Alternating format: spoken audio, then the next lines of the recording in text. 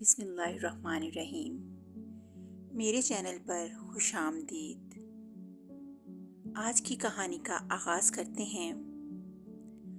ہر صبح نذیر اور بشیر کے اٹھنے سے پہلے ہی گاؤں کے لوگ، جو زیادہ تر مچھیرے تھے، اپنی کشتیوں میں بیٹھ کر جھیل میں مچھلیاں پکڑنے چلے جاتے تھے۔ شام کے وقت ان کی کشتیاں واپس ساحل پر آ کر لگتی تھیں تو وہ خوش نظر آتے، ورنہ خاموش اور اداس ہوتے۔ نذیر اور بشیر جھیل کے کنارے کھڑے گھنٹوں اس جزیرے کو دیکھا کرتے تھے، جو کنارے سے 2 میل دور جھیل کے نیلے پانی میں ابھرا ہوا تھا۔ اس جزیرے پر نہ تو کوئی رہتا تھا، نہ ہی وہاں کوئی جاتا تھا۔ مچھیرے بھی بس دور ہی سے دیکھا کرتے تھے کہ اس پر گھنی جھاڑیاں اگی ہوئی تھیں اور 4 فٹ لمبی مچھلی نما جانور ہزاروں کی تعداد میں رینگتے رہتے۔ اس کے علاوہ وہاں بے شمار آبی پرندوں کے گھونسلے بھی تھے۔ ان پرندوں کی غذا مچھلیاں تھیں۔ یہ پرندے درختوں پر بیٹھ کر مختلف قسم کی آوازیں نکالتے رہتے تھے۔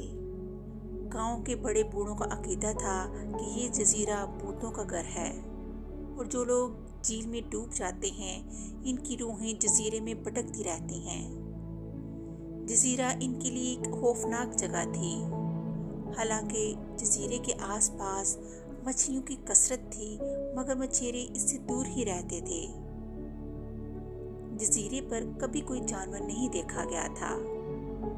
لوگوں کا خیال تھا کہ جزیرے کے بھوت ان جانوروں کو کھا جاتے ہیں۔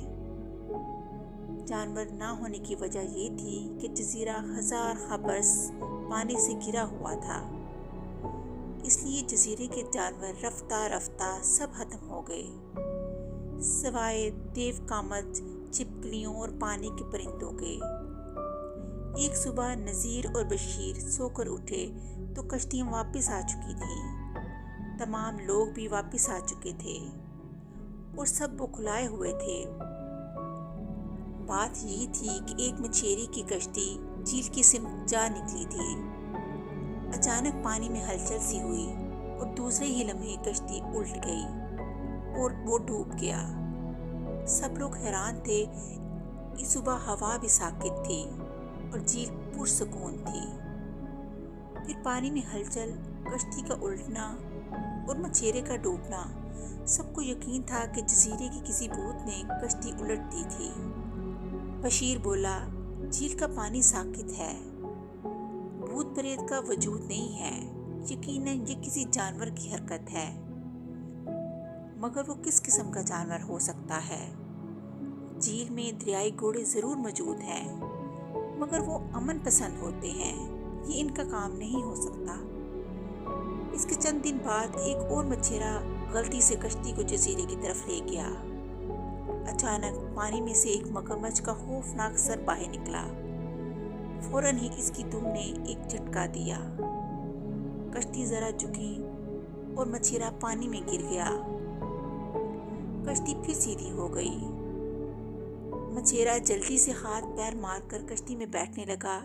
اچانک اس کے حلق سے چیخ نکلی۔ مگرمچھ نے اس کی ٹانگ الگ کر دی تھی۔ اس نے خود کو کشتی میں گرا دیا۔ جب کشتی کنارے پر پہنچی تو مچھیرا خون بہہ جانے کی وجہ سے مر چکا تھا۔ بوڑھے جادوگر نے اعلان کر دیا کہ کوئی بھوت مگرمچھ بن کر کشتیوں کو تباہ کر رہا ہے، اس لیے جزیرے سے دور ہی رہا جائے۔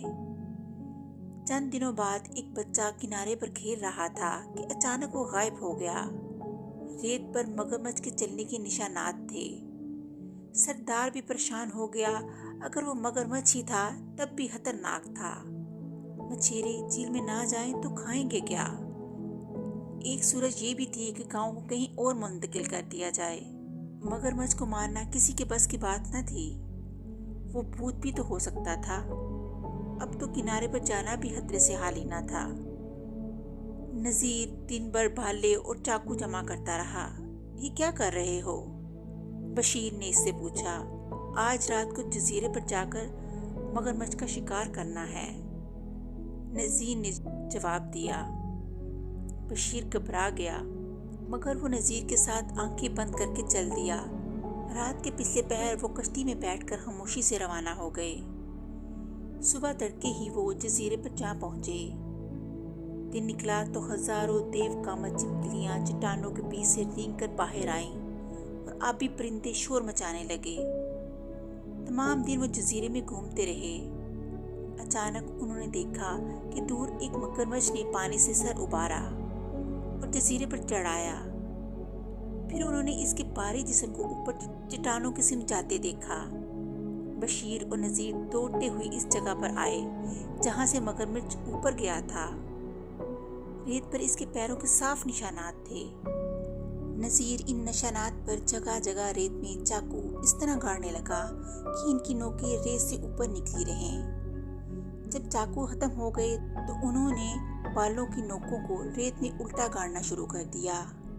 اب کیا ہوگا؟ بشیر نے پوچھا۔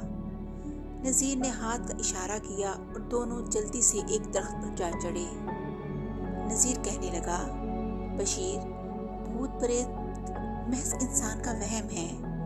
اس جزیرے پر کوئی بھوت نہیں، صرف یہ مگرمچھ رہتا ہے۔ یہ جھیل سے نکل کر اسی طرح دن رات گزارتا ہے۔ اس جزیرے کی طرف آنے والی کشتیوں کو یہی ڈبوتا ہے۔ ہو سکتا ہے اس جزیرے پر پناہ لینے والے مچھیروں کو بھی یہ کھا گیا ہو اور لوگوں نے بھوتوں کی کہانیاں بنا لی ہوں۔ بہرحال اب سنو، مگرمچھ کی فطرت ہے، وہ جس راستے سے آتا ہے اسی راستے پر واپس جاتا ہے۔ اس کا شکار کرنے والے اس کے راستے میں چاقو کاٹ دیتے ہیں۔ مگرمچھ کے پیٹ کی کھال نازک ہوتی ہے، چاقو اس کا پیٹ کاٹ دیتے ہیں۔ کافی دیر بعد انہوں نے کسی بھاری چیز کے گھسیٹنے کی آواز سنی۔ مگرمچھ واپس آ رہا تھا۔ اچانک اس کا پورا جسم لرز گیا اور دم زور زور سے ہلنے لگی۔ وہ ریت پر گھسیٹتا رہا، ریت خون سے سرخ ہو رہی تھی۔ پھر بھی وہ دھیرے دھیرے دم پٹکتا، بدن کو توڑتا مڑوڑتا آگے بڑھتا رہا۔ پھر وہ دڑام سے پانی میں جا گرا۔ دور دور تک پانی کا رنگ سرخ ہو گیا۔ نذیر اور بشیر نے واپس آ کر گاؤں والوں کو اطمینان دلایا، ہم نے جھیل کے فتنے کو مار دیا ہے، اب ڈرنے کی کوئی بات نہیں ہے۔ مزے سے شکار کھیلو اور بلا خوف و خطر جزیرے پر بھی جاؤ۔ گاؤں والوں کو پہلے تو یقین نہ آیا، مگر جب بہت دنوں تک مگرمچھ نظر نہ آیا تو گاؤں والوں نے شاندار جشن منایا اور خوشی خوشی بشیر اور نذیر کا شکریہ ادا کیا۔